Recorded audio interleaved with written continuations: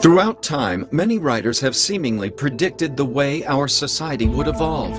They wrote books about how it would become more restrictive, be more controlled, essentially becoming a dictatorship disguised as a free world. The question remains, however, who exactly are these visionaries such as Orwell, and how did they acquire such knowledge? He was, by all accounts, an extremely nice guy. He worked for the BBC for quite a long time. He produced over, I think it was 125 shows for them. Interviewed some real top people, some really interesting people for that show, for his shows. Strangely, no record of his voice exists, even though he worked for the BBC for all that time. One of the reasons for that is because his throat was damaged in the Spanish Civil War. So his voice was slightly strange. What was he doing in the Spanish Civil War?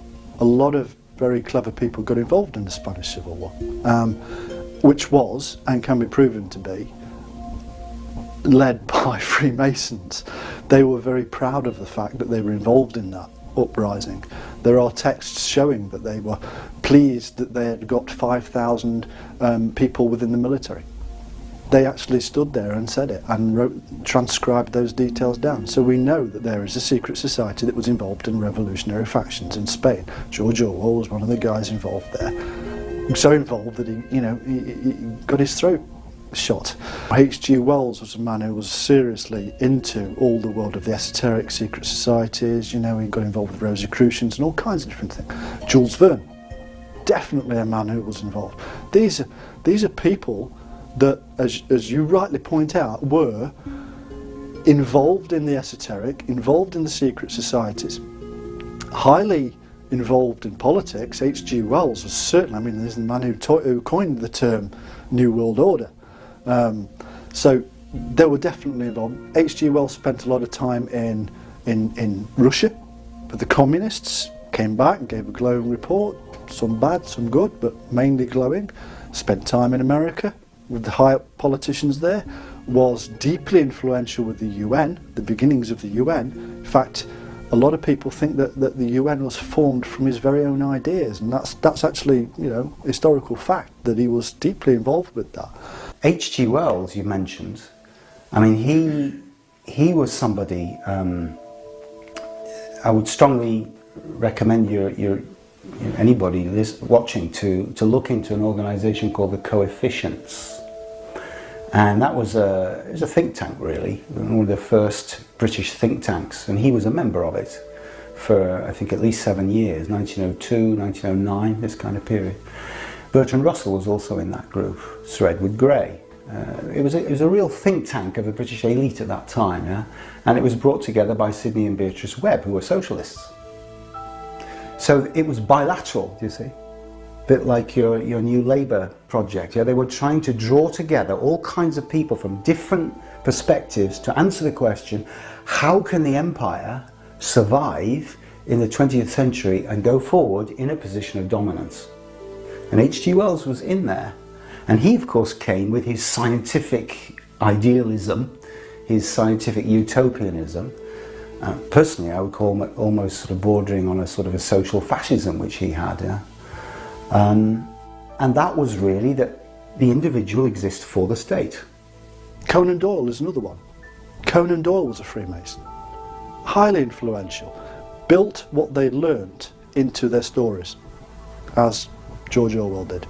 Knew full well a lot of these secret societies' intentions were, as they saw it, good, but to create this utopia on Earth, to have this new Jerusalem. And I think that a lot of that comes through in the books. The thing that people need to look at when they're looking at 1984 and other examples of novels or prophecies or whatever that projected forward long distances and have proved to be accurate in terms of what's happening today, they need to ask themselves, how could they, all those decades ago and more, predict that things were going to happen with technology that hadn't even been invented then? How would they know that? Well, it's interesting that George Orwell was working for the BBC at the time that he wrote 1984, and apparently wrote some of it actually at Bush House, the headquarters of the World Service. So I think he had a certain insight into some of the rather more, shall we say, extremist elements within the ruling class in this country, and I think he was aware that there is quite a nasty strain of ruling class people in Britain who have a lot of power and who have a complete disregard for human life, and that was seen in the Second World War to be something which was just simply a German thing. I think, yes, obviously it was largely a Nazi ideology, was totally pernicious towards human life, but I think they were documented, particularly in the United States, with George Bush's family and Prescott Bush. There was support for the Nazis within the Western world, and certainly within Britain. We had a king who had to be sort of quietly shuffled out of the way, who was pro-fascist, and I think there's clear evidence that there's still some kind of covert fascist influence within the British ruling class. All the things that are going on all the levels, political, technological, secret society operations, black operations, are leaked to us in the movies. I don't really have a complete understanding of why they choose fictional means. I mean, you know, the jury's out. All I know is that they do it. With online media playing such a fundamental role in our everyday lives, the effect of viewing alternative information in documentaries and presentations can have profound implications. And while you may want to inform everyone in your circle of friends and family, you may have some resistance to your attempt at enlightenment. You get hurt because you suddenly found you've been told this like massive lie, you know, and most of the things that you believed in, have just been shattered. So as soon as you find something like that out, you start investigating more and more, and you think, well, what else have they done? What else have they been up to? You know, and I went down the road and I started looking at all this sort of kind of agenda. And one of my favourite books when I was a kid, was 1984. And I had read A Brave New World, but didn't rate it as much. But when I started looking at certain things to do with that and certain things that were going on in the world, a couple of things started to click. Someone who is completely welded to this so-called 5 sense solid reality and believes that it's real and believes that this world is all there is, or believes in some religious deity or whatever, it's going to be one hell of a shock when they realize that their whole belief system was fraudulent. Their whole belief system was completely illusory. And it's basically like sitting in a room and other people in the room, in the little room, are telling you that this is all there is nothing else, or the something else beyond the room is some religious deity.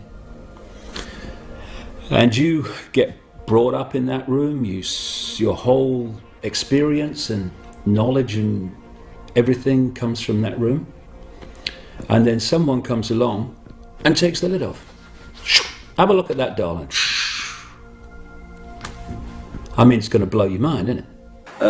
I think the first reaction is incredulousness. Why, that can't be.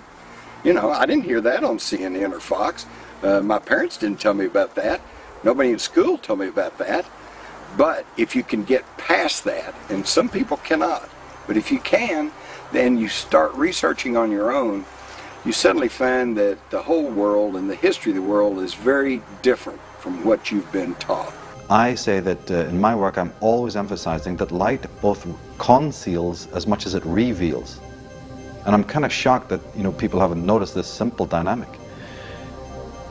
Light conceals as much as reveals. Could it be then that the Illuminati are using light because, for the same reason as a policeman, when he shines light in your face, he's blinding you?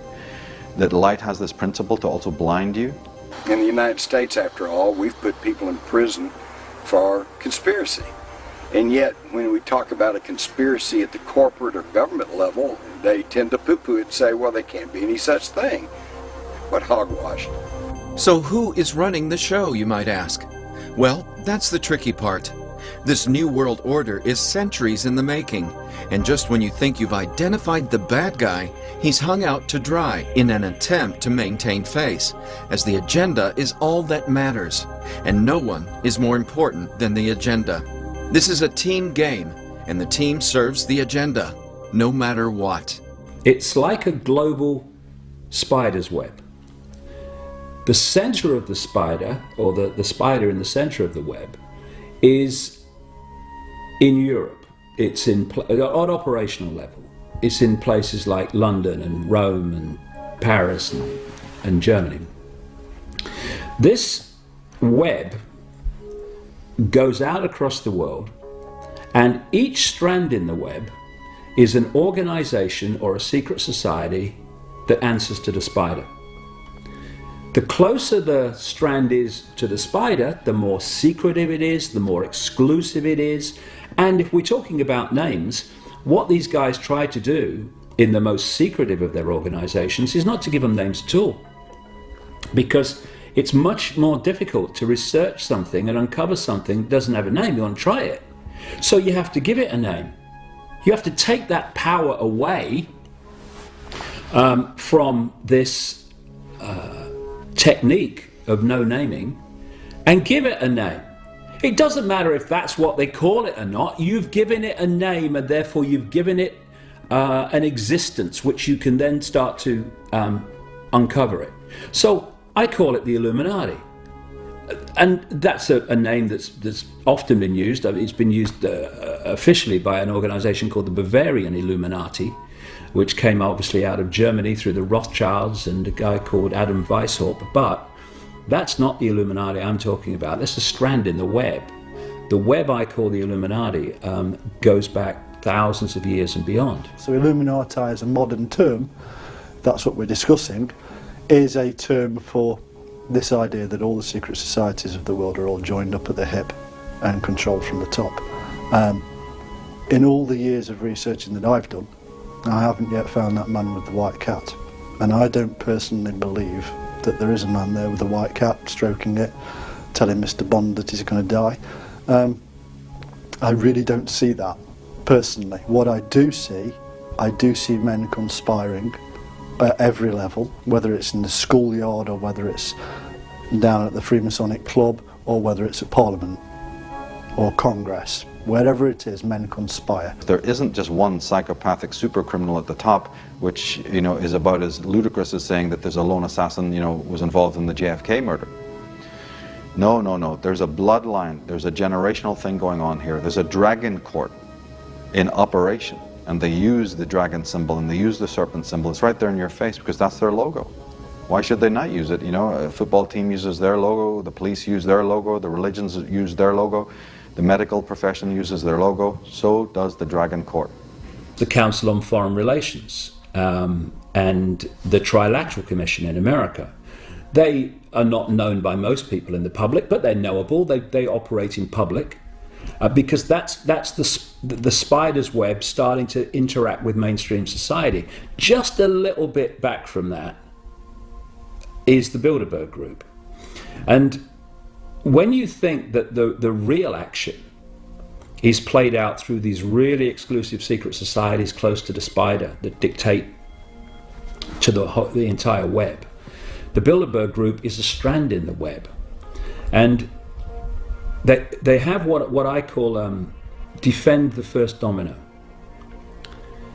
They know, for instance, that if the first domino goes down, it hits another domino, and suddenly you're starting to move. For instance, if you allow alternative healing to become widespread in society and accepted, the next question is, how does it work? So the first domino goes down. Okay, alternative healing, we accept it works, it's going to become part of mainstream society. Next domino, how does it work? Next domino, well, reality is not like we think it is. So you defend the first domino. And so with the spider's web, they want to defend the outer reaches of the web so you don't start to get deeper into it. So they're quite happy for people to think that the Bilderberg Group is it. That's where it's all being orchestrated through. Because they're out here. They're not where it really is. Well, they won't tell us themselves what the objectives are. In fact, what they say is that they're just a private club that wants peace and this kind of thing.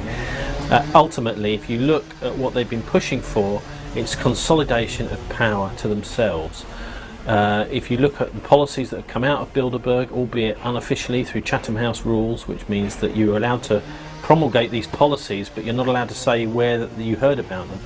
And it's all to do with consolidation of power. For example, there's no whisper of forgiving debt to third world countries. Now, I would say that is a place to start. In many ways, we are in debt to the third world countries for the way that we've abused them over the years, over the centuries even.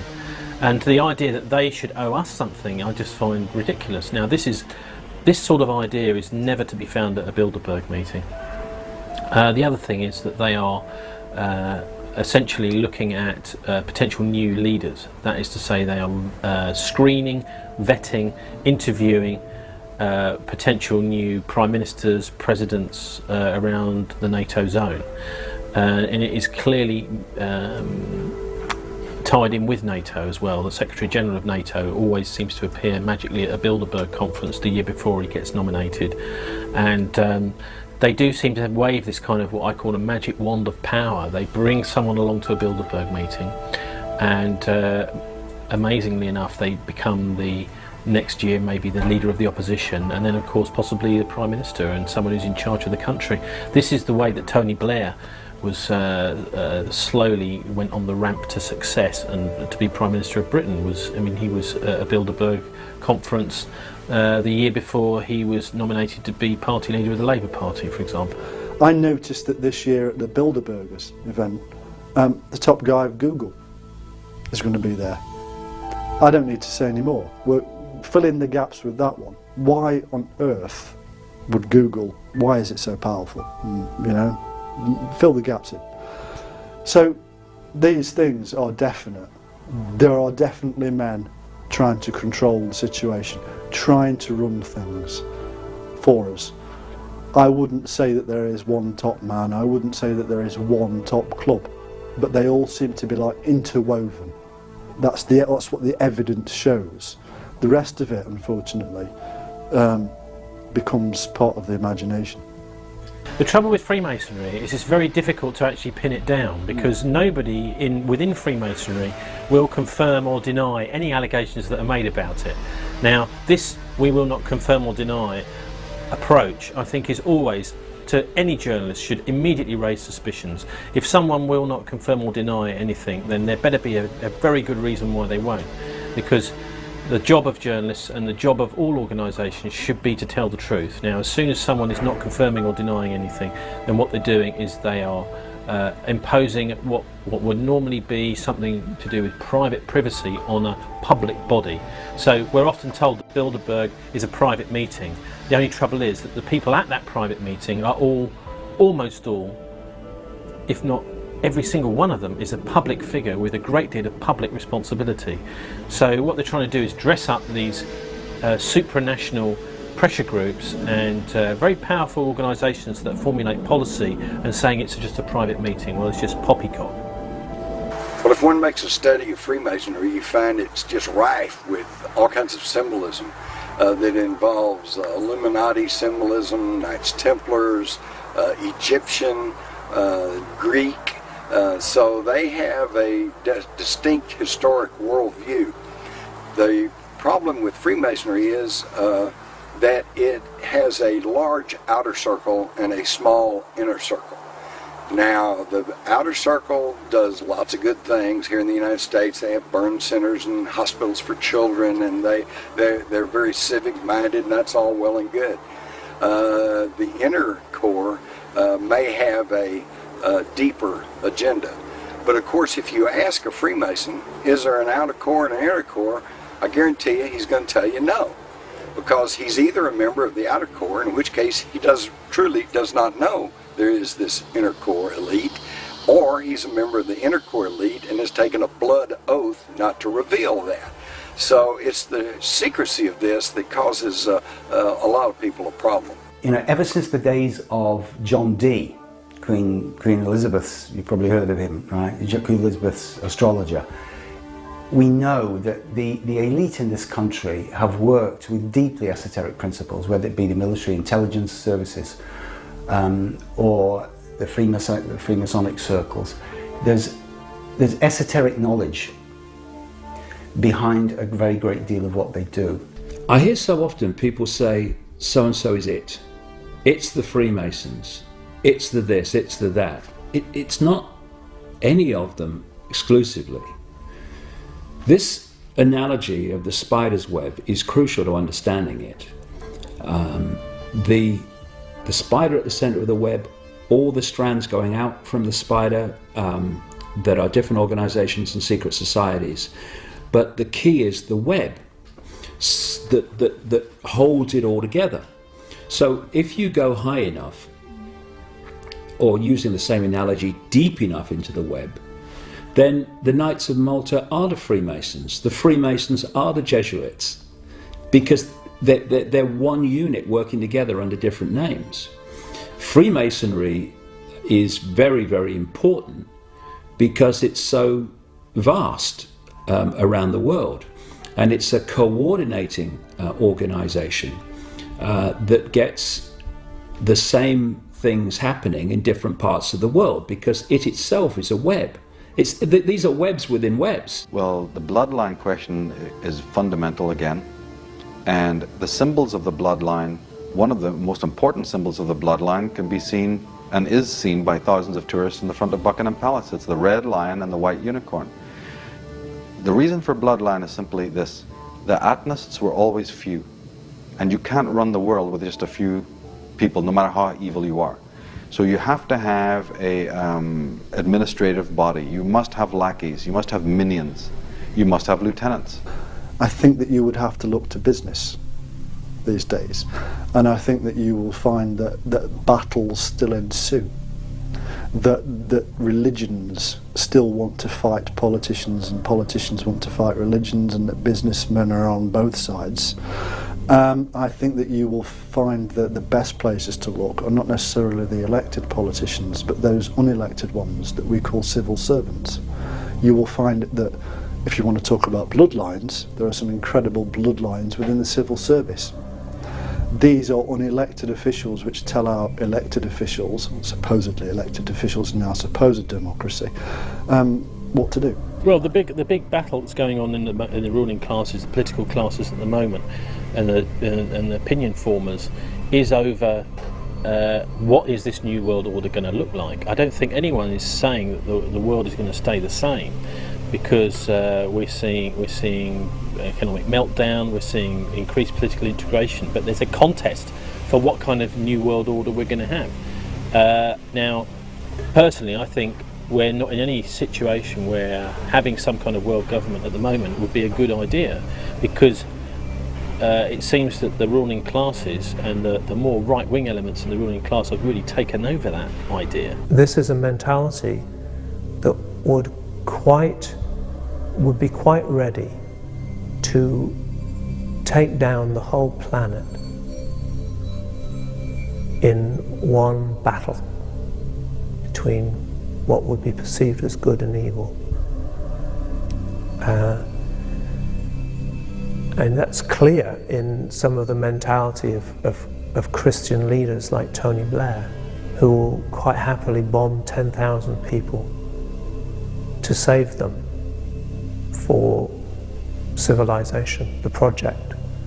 And we see it in Afghanistan, where the pursuit of the Taliban, well, there's a whole village in the way, and unfortunately, it got bombed. But it's that kind of mentality on a larger scale. It's the same. It doesn't matter when you're playing the top game, whether it's 100 people in a wedding party in a village, whether it's a convoy of refugees in Bosnia, whether it's 100,000, whether it's 3,000 people in a skyscraper, even if they're your own people. There isn't your own people at that level. For me, I don't want to sit and go, these are the guys. I mean, you can sit and you can say, well, look, yeah, it's the Rothschilds, it's the Rockefellers, right? It's the Carnegies, it's the Freemasons. Yes, it is. It's also IBM, it's Hewlett-Packard, it's Sun, it's the tech companies, it's Mobil, it's Exxon. What has happened is the New World Order now is also multinational companies that operate above governments. So when you look at who actually does, and what's a really good provable point, is who does the census for the US? It's IBM. And they also get to GPS your front door as a bonus, right? Who does the census for Australia? It's IBM. And who does the census for Communist China? It's IBM. So here you have a company that operates above government and uses people's details supposedly in countries that are meant to be in conflict. So there's the New World Order at play. You have this illusion that you have China and America actually conflicting and fighting, or like allies but not really allies, yet the same company's doing the census. So who's really running the show? Though alternative media is on the increase, the mainstream networks and foundations have their own agenda, and they continue to tighten their grip around the unsuspecting public. Using icons of film and TV to subtly promote certain behaviors, you might think more people would be aware of the deception. But the New World Order is relentless in its endeavor, and the people are cleverly distracted like an audience in a hypnotist's sideshow. Often journalists are blamed for the content in the newspapers and on broadcast and stuff which is broadcast too, and actually they are just pawns in some ways in this game, which increasingly is happening in the mainstream media, where big corporations are simply bought and sold on the open market for their political influence, and that's happening increasingly. I think there's a less and less trust from the British public in the press, and really that decay in the accountability of our media began probably in the early 1980s under Thatcher. If you don't agree with Fox News, right, you're out of the hive, right? So how can you not believe mainstream news, right? So the hive mind is always working. It's working in many programs all the time. So if you don't believe the war on terror, there's another program it's running, right? If you don't believe, taking vaccines is good for your children, well, there's another person that's not a drone or a worker bee that needs to be brought into the collective. So there's all these programs that are working to bring you into this order out of chaos world, right? And the function of it is that you have no function. That's the function. The function is that you cease to operate as an individual, and you do as you're told, because that's what the hive dictates. What the queen bee does or wants, the queen bee gets.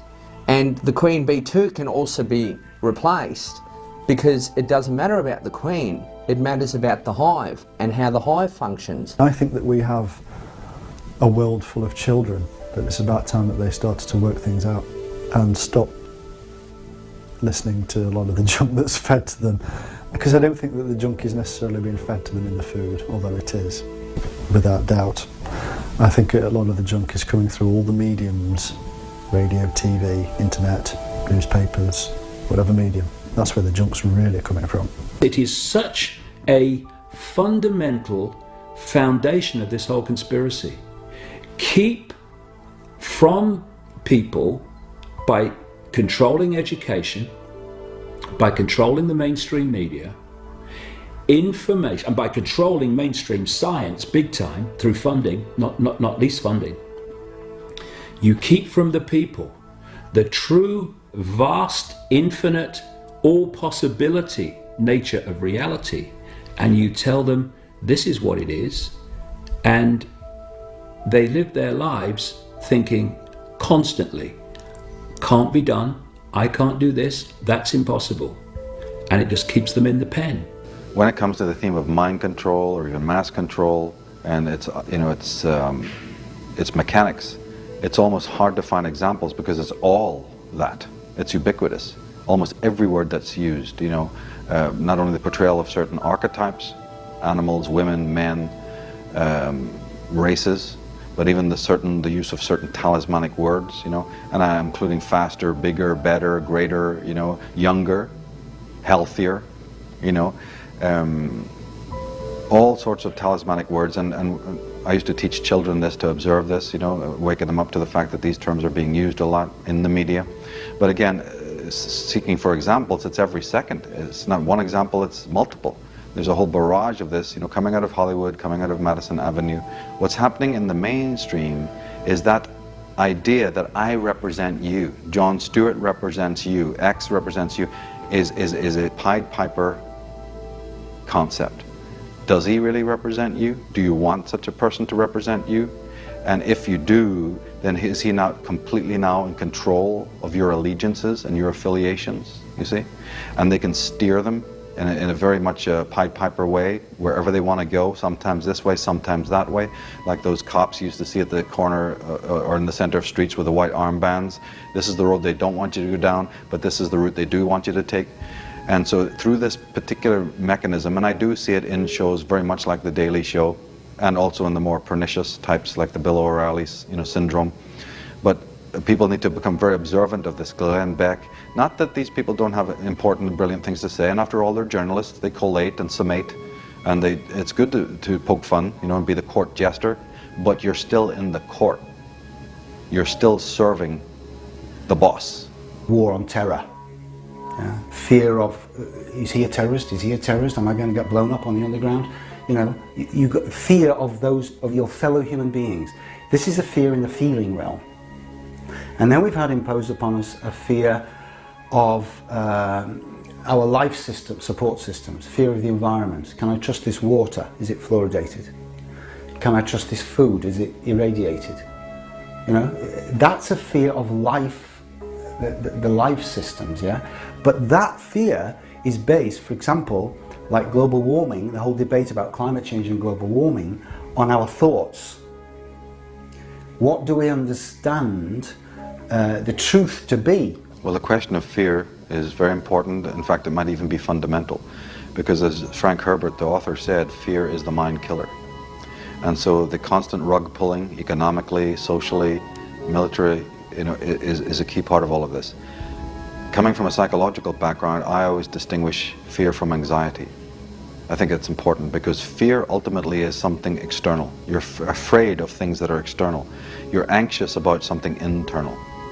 So yes, there's the certain architecture of fear and the installation and influx of fear on the external level. Oh my goodness, the economy. Oh my goodness, strange enemies at the gates. Oh my God, towers are burning, etc., etc., etc. My focus is much more on what is the concomitant of that within the psyche. And when you get into the question of anxiety, you then are really following an important thread there, because the anxiety question is age old again. You're going back to a very long time, before this era, before the 20th century, into how anxiety, a person has been kept in perpetual anxiety. Of course, people in the lower class will say, well, there's nothing more anxiety than not being able to, make your own ends meet, and not being able to feed your kids, and potentially having to go off and die in foreign wars, etc., etc., etc. But more specifically, anxiety is what you're doing to yourself. Anxiety is based on your relationship between you and your own psyche. They take an already fragmented, already traumatized, already insecure person and barrage him again and again and again until his entire thinking is shut down. What happens is that his concept of time becomes traumatized, fragmented, disabled. He's anxious about the future, he's forgetful about the past. What also happens is that his brain is overstimulated now. What happens now, he's overstressed physically, his body breaks down. In other words, his immunity on a total, again, we've talked about the war of consciousness, or I've talked about the war of consciousness in my work. This is what it's all about. We're getting to the heart of the matter here. Once this immunity wholesale is lower, then you have the perfect slave, and he can be led towards a global village, or he can be led into complete servitude. In fact, he can even be led to die, in a completely willful state. He can willfully go to die for your causes. What the conspiracy, because the people behind the conspiracy understand how all this works. Their bottom line, their foundation of this entire conspiracy is to disconnect mind from consciousness, which is like going on the internet and instead of the guy at the keyboard deciding where he goes, the computer's now deciding. Even more than that, the computer's now deciding what you think of the websites when you get there. In other words, the computer has taken over. The machine, if you want to call it that, it's far more than that, but the machine has taken over. The techniques of control used by the New World Order are becoming more advanced. With huge technological advances in medicine and computers, these two areas are key in the manipulation of the human consciousness. While human beings have the ability to use such technology to better our existence, there will be and always have been those individuals and corporations who wish to use it as a tool of control and discipline. You basically have got, IBM actually started as a census company in 1896 by a gentleman called Herman Hollerith. It started basically as a census company. So what they did is they got a contract with the US Census Bureau. They then evolved that into an actual tabulating machine. And what a tabulating machine is really a computer in its earliest form. So the punch card system was basically a software engineered program, in a sense, where the Nazi regime would come to Thomas Watson from IBM and say, look, what we want is a punch card system that can document race, lineage, occupation, location, inventory, create the punch card systems for us. So kind of like in software engineering, you go to your program and you say, look, this is what we want, right? And the end result is, verification, validation, and the software program is produced. So what would happen is you'd have different punch cards depending on what the Nazi regime actually wanted. Now, what makes IBM totally guilty in this basic transaction is IBM didn't actually sell the Hollerith machines to Nazi Germany. They leased them. So you had over 2,000, Hollerith machines on basically all, from Auschwitz to all the camps. And being able to actually process 64,000 cards per hour, right, you could basically, within 1 hour, find all the Polish people who were, let's say, of one particular occupation that were Jewish or were Gypsy or African Negro. So what you could then do is, utilising that data, you could then basically start metering out the people and utilising the information as power. So the census itself wasn't only limited to horse, livestock, cow. You actually had the Germans who were out to find out the commodity for butter, like where was the butter stored, and the Danes were the actual guys that were hoarding all the butter. So what people need to do is look at IBM of what they accomplished with processing power of 64,000 cards per hour, and now we have the Blue Gene processors that can process 22.8 trillion computations a second, right? So just have a think about that. People who've accepted this conspiracy talk about the microchip being a device to track people. I keep saying all the time, there's never one reason for anything that these people do. Yes, on one level it's about tracking people, absolutely, but it's not only about that. It's about getting access to the body computer system, which is a electrochemical organism, and manipulating it mentally, emotionally and physically through the chip. When you look at the eugenics program in the 40s, it was a case of let's get as much information of you as possible. Now we have IBM releasing things like the DNA transistor, which is just, you know, probably announced, I'd say, about a month or so ago, where they can actually reverse engineer your genome for roughly $1,000 to $100. So once you biometrically harvest everyone, you're right, and you've got your iris scan, your retina scan, your gait, your odour scan, your odour biometrics, etc. Right, from there on, what do they want? They want more. So they want your heart rhythm scan, they want your brain scan, they want you. So it goes from external biometrics to internal biometrics, and then eventually the holy grail is your genome, right? So once they've got the genome, IBM has then gone on record that we can actually now tailor vaccines to your genome. When you start going down that way of thinking, you know, that is going down an Orwellian nightmare. That is going down to become Hitler's wet dream. You know, Hitler, armed with this technology, you know, he started to put in, how can we track individuals? How can we track things? He wanted to have systems to put barcodes, if you like, or numbers on each individual item. Why? Well, there's a lot of spectacles, a lot of objects that were discovered and found when they started eradicating people. It started off by identifying them. Once you've identified them, you can segregate them. Once you segregate them, they can only go into shops at certain times of day, they can only buy certain products, you can only smoke in certain areas. You move down that to a certain degree, you start moving things up, and over time, as these things become acceptable, we've lifted up. Eventually to the fact of, would you mind just leaving we know you've had a long journey, would you just mind leaving your clothes on the peg, and remember the number on your peg later on, and go and have a nice shower. Nobody would have thought anything different.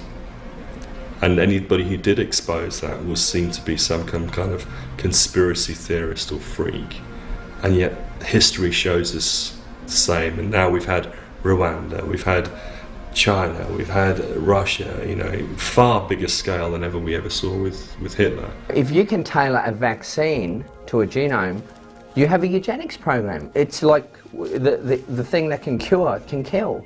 So the question is, why is IBM doing this? And history has played itself out, and it's playing itself out again, and the motives have not changed. It is exactly the same motives, and I guess the purpose of the research is to showcase when IBM actually went to market to get the DNA, you know, from people, they hid behind National Geographic.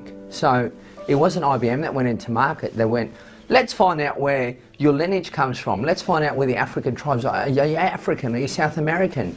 And what it was a cloak and dagger military operation to get people to hand over your DNA. Like, I mean, this is your DNA we're talking about. And you're going to trust it with documented Nazi war criminals? Like, just, I'm speechless sometimes. Yes, it's true. The elite are big into eugenics, which could be, here in Texas, we'd say, who's your daddy? Okay? And they have the idea, this was all started by aristocrats and people who thought that the ruling classes somehow had more brain power and somehow were more capable of running the world than just the other commoners. And of course, this is a very dangerous philosophy. For one thing, all you have to do is look back through history. You find some of the most shining examples: Beethoven, Mozart. Some of the greatest minds in history came from poor background. And when you do press this agenda of trying to establish a ruling aristocracy that can run the planet, then all you have to do is look at the Hitler's Nazi regime to see the end result. Because then it started slowly. Well, we need to get the mental defectives and the people who are too ill out of circulation, which they did. And then they began to say, well, we don't want them breeding, so they began their sterilization program. And finally they said, well, we just got to get rid of the real riffraff, so they started their euthanasia program, and pretty soon they were marching people into the ovens at the concentration camps. This is what comes of that type of thinking. People like George Orwell were talking basically about barcoded people. Other people who've talked about this in novels or said, in statements to various people that this is what's coming, because they know.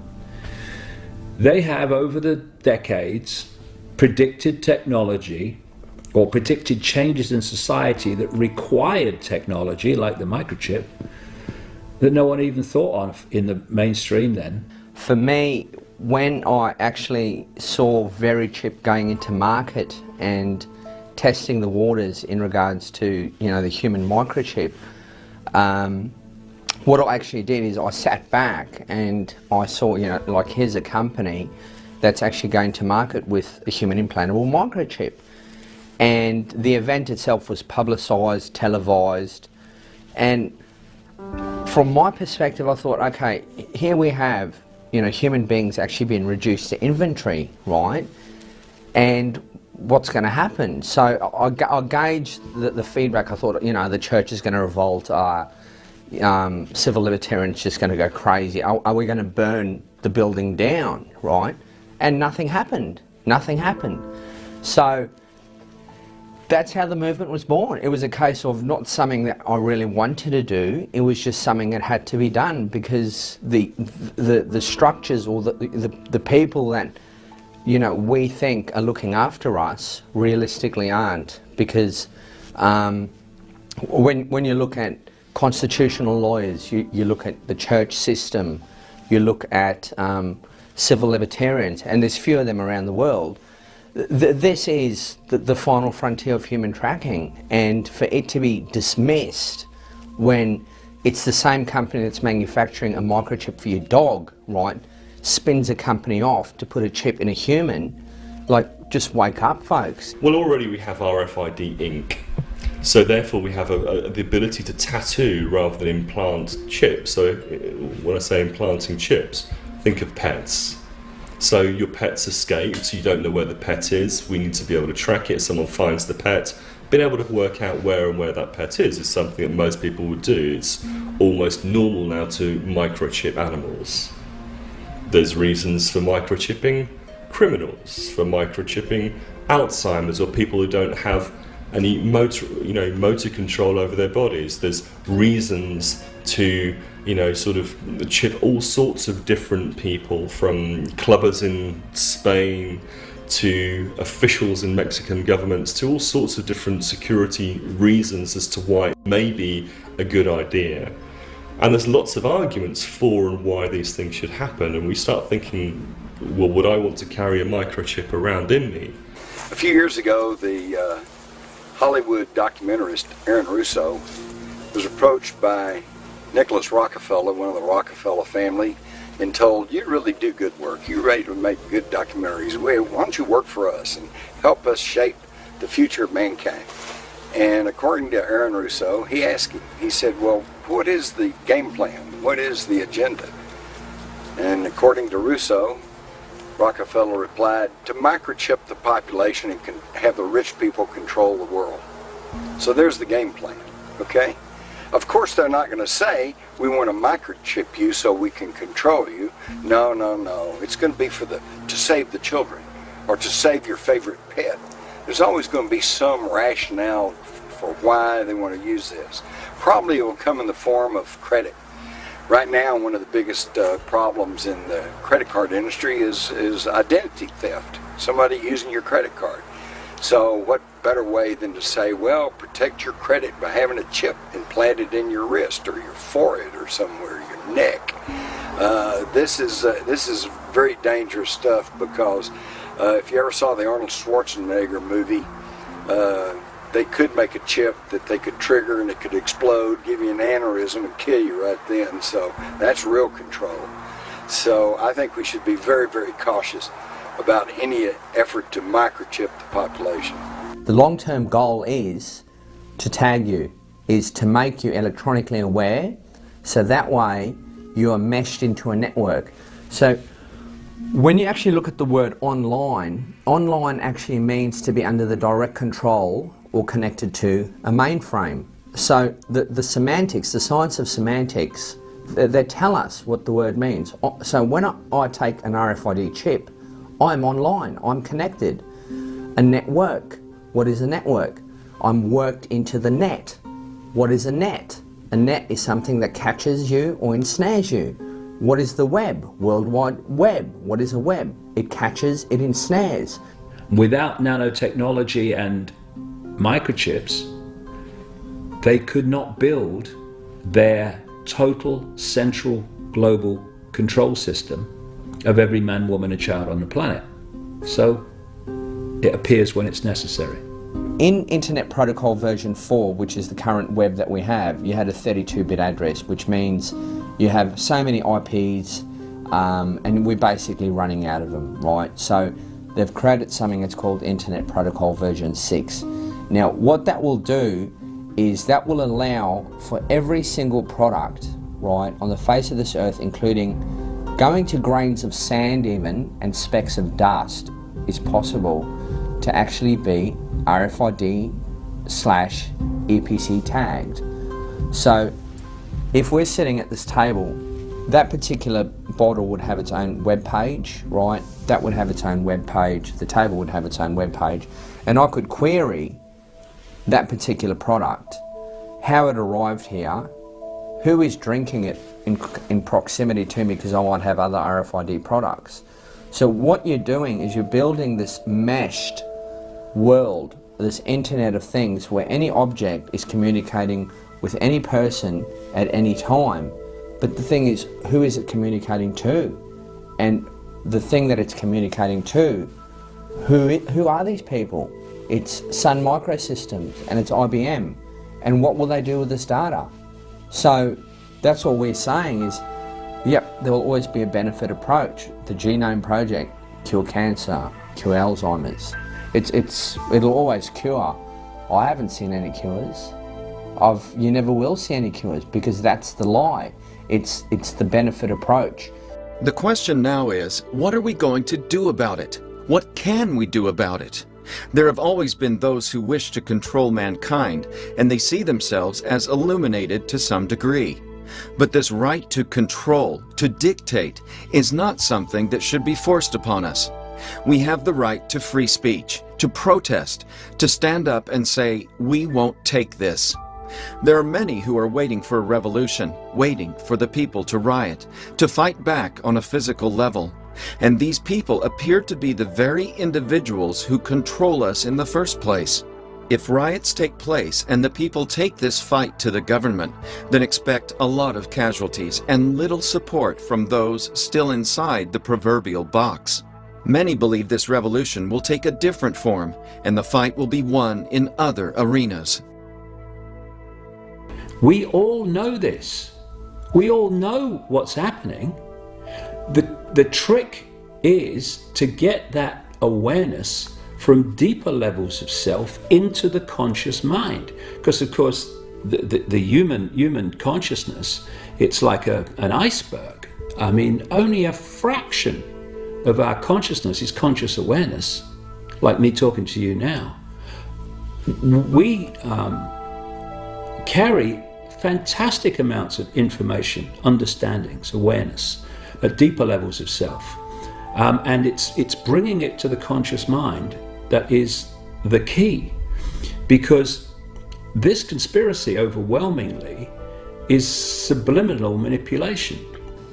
I believe, you see, that the so-called Dark Brotherhood, the Illuminati and so forth and so on are not as much a problem as the members of our own community, so-called, who can't get into focus, who continually are fighting, who continually trying to separate and fragment and accuse and debunk and all of these kinds of things.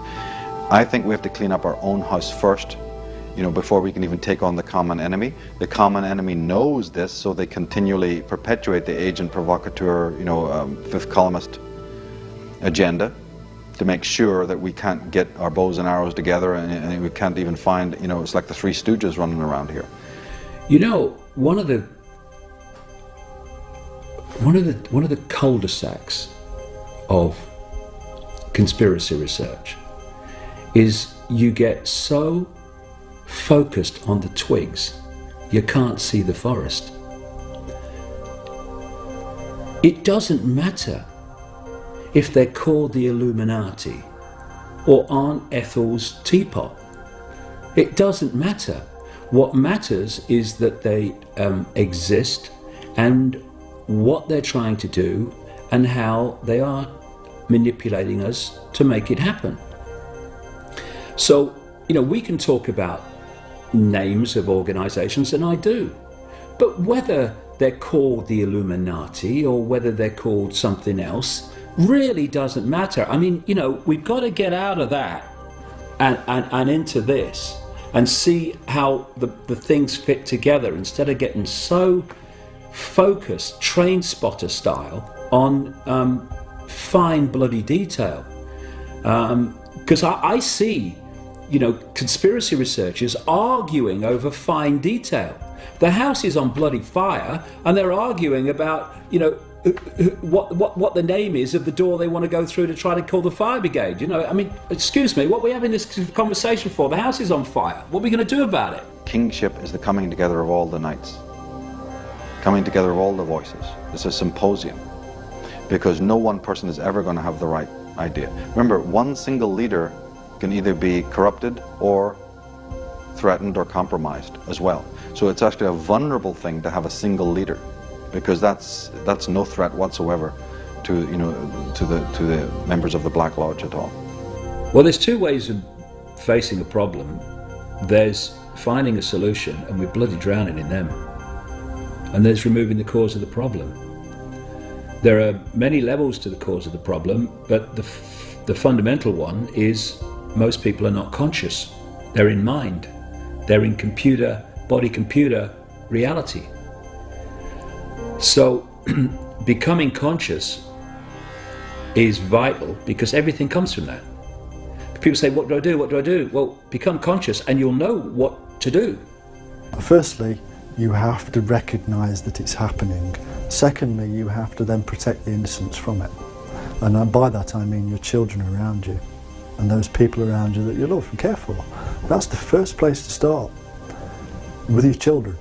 We have to start with our children. And so I teach my children, when I see something afoot, I will point it out. But I will also teach them a lot of good things too. Balance is all important. Can we overcome the mass manipulation that's ongoing? We can if we all do that. Because our children will grow up and will say, I'm not having that, I'm not watching that. And the viewing figures will go down and the products won't be bought, etc., etc. As it is today, it's obvious that we haven't been teaching our children. It's obvious that we're allowing the stupidity that's within us to overcome the wisdom that's within us. In a way, the idea of inevitability I find particularly difficult, because it disempowers people. If something's inevitable, then there's nothing you can do about it. I actually think it's beholden on every single person to do something about this, to do something about the future for their children, to fight for the hard-won civilization that we've got here in Britain, which is still a reasonably good civilization, a standard of living compared to other parts of the world. The solution for our movement is you need to have preventative legislation put into place for microchipping, right? It is a lot harder to overturn legislation than it is if it's not there. So that is the first goal, because once one is microchipped, it's the end. It's like that is just the final frontier. I mean, once the human populace is microchipped, it's over. It's as simple as that. So what I say is, fight the fight on different levels. If you're 9/11 truth or whatever, it all helps, right?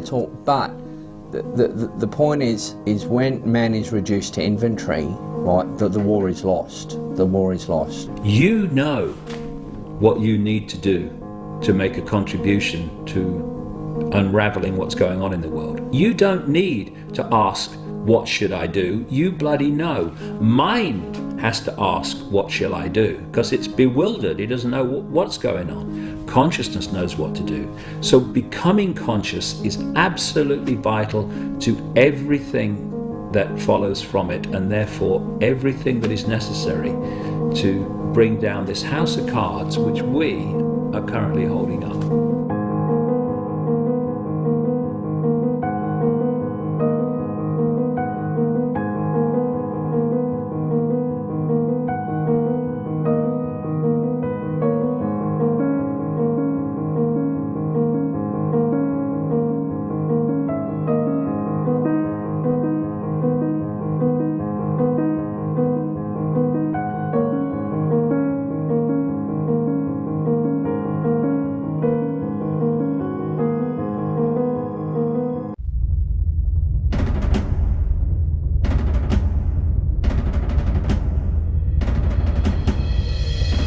I'm Jim Marrs, author of Crossfire, The Plot That Killed Kennedy, to tell you everything you need to know about the JFK assassination. The evidence for a conspiracy at the highest levels of the federal government of the United States is quite compelling, if not overwhelming. In fact, if you want to name two people who could be considered guilty, it would be Lyndon Johnson and his next-door neighbor and old buddy, J. Edgar Hoover, head of the FBI. This is central to understanding the coup of 1963, in that some of the most powerful people in the country, the very ones who were supposed to protect and safeguard the country, turned their back and allowed a coup d'etat to take place.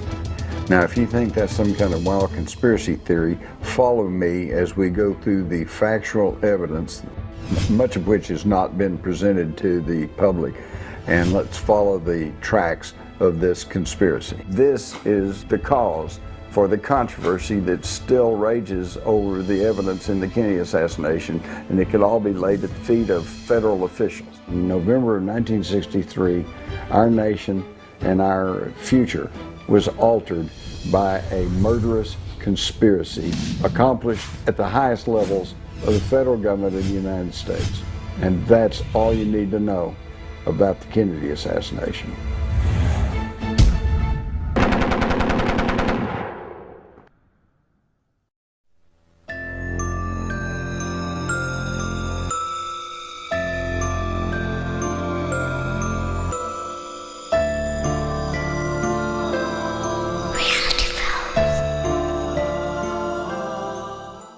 Most Americans have no idea that the White House was swarmed by UFOs. Not once, but twice, in 1952 and 1963. A massive UFO silently loomed over the huge Los Angeles basin near the coast and was fired on for hours by U.S. military forces, leaving millions in damages, and the ship was never retrieved. These and other incidents have occurred in our recent past, yet they are not common knowledge and are often shrugged off as fantasy or delusion. Explore the most astounding and important UFO incidents of all time.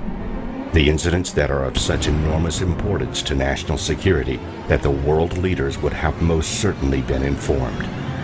They know that aliens are here. They have known since the Aurora incident of 1892. Explore this phenomena that is destined to impact our society, our world structure, our very being. We are not alone.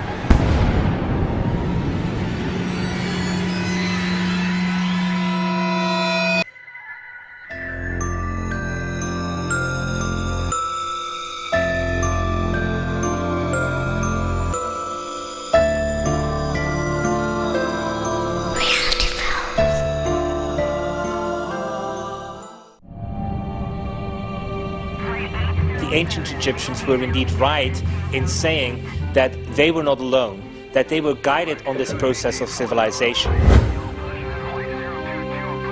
Imhotep says that the knowledge through which he was able to construct pyramids was given to him by non-human intelligences.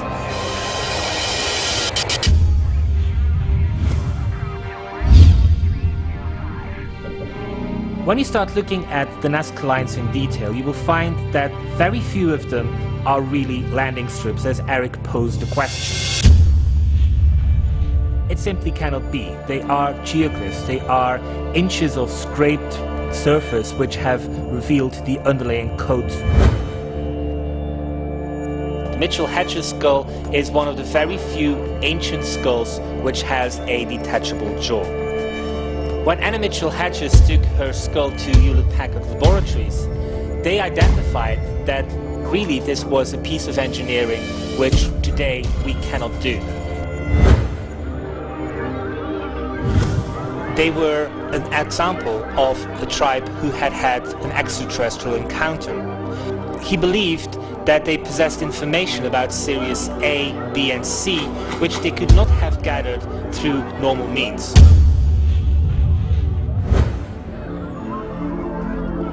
They have gone as far as to say that life in the universe is a cosmic imperative. The conclusions which NASA is revealing suggest that life in the universe is everywhere.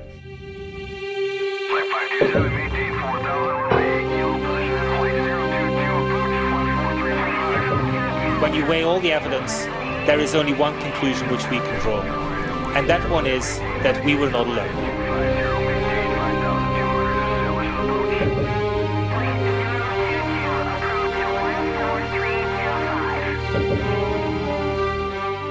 A lot of times the ability to see what's coming gives you the warning, gives you the chance to do something. If you see somebody, you know, sort of starting to fall asleep and they're about to run off the cliff or the edge of the mountain or something, you holler, "Hey, wake up." We're sleepwalking. We're asleep. We don't seem to get it, that we are getting very close to a tipping point on this planet. We're on a path of self-destruction. It's getting worse and worse and worse. It's not getting better. The planet isn't getting healthier as we advance in our technology. It's getting sicker and sicker.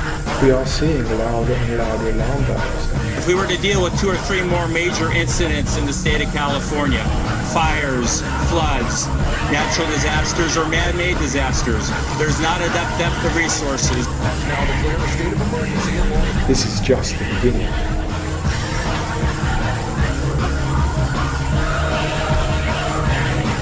This is the time of destiny. It's the time when things are right for something to happen. Opportunity help us look at what we're doing right now and to change it. The danger is, if you continue this way, you're heading for disaster. The opportunity is to rethink things, to look at things in a new way. I believe the opportunity here is to have a leap in consciousness. We have to do things differently. We have to see things differently. You ask the Creator for your vision, for your purpose. Why are you alive? Why are you here? Give me my purpose. Give me my vision. Great Spirit, show me why I am here. Great drama unfolding in front of our eyes, and it's of mythic proportions.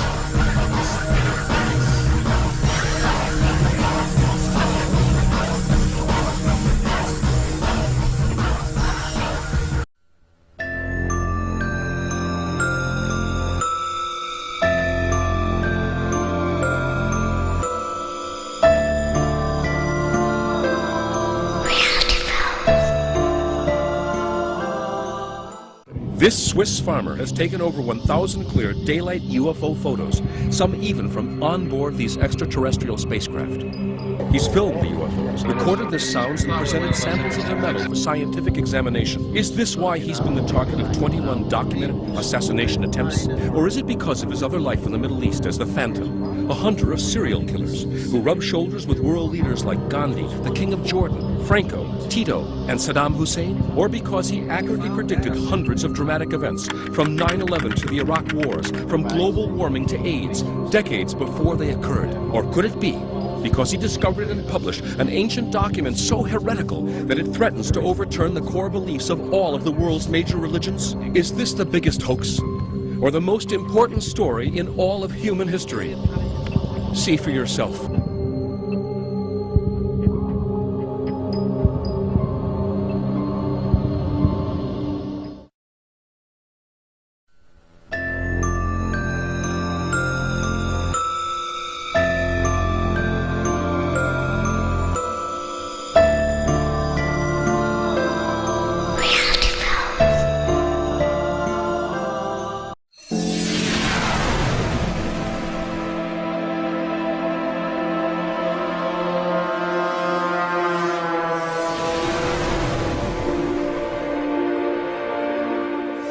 It's sort of like a dream state.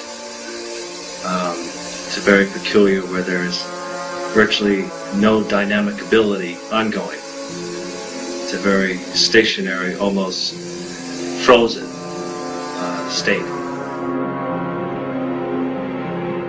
The Montauk Project is a combination of Wilhelm Reich's work and the Philadelphia experiment. It was like two separate little projects going on in Phoenix 1. You now could use this for mind control. They were just grabbing indigenous people off the street and throwing them in front of the radar beam and let's see what happens. The original money came from the Nazis, the Nazi government. Many of the scientists, the civilian people and scientists there, were all ex-Nazis who came from Nazi Germany, either after the war was over with Werner von Braun, or were snuck in before the war, as was Dr. Unterman and a few others.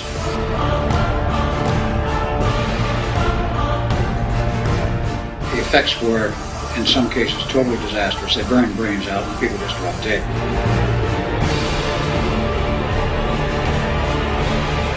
And they started going back in time, they started going ahead in time, they actually got the time machine.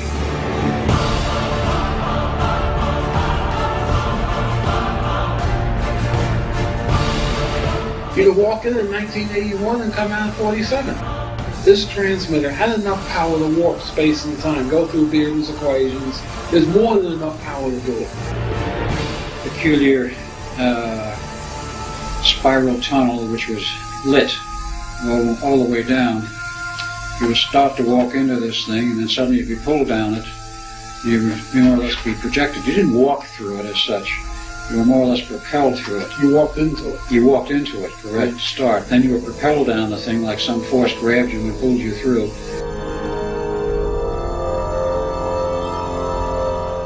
And you would go down this, and you would be propelled down this tube, as it were, this tunnel, which was not straight. It was corkscrew.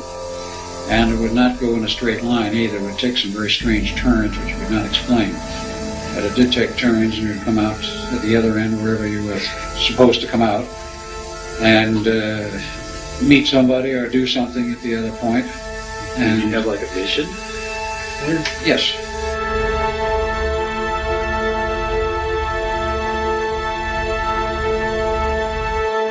Decided to go into the final series of tests and preparation.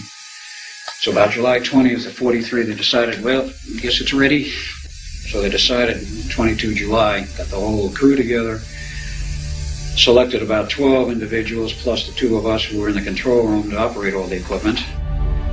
So the fateful hour came, they ran the ship out into the harbor. The orders came via radio, fire up and go through the procedures, in which we did. The ship became invisible optically as well as radar.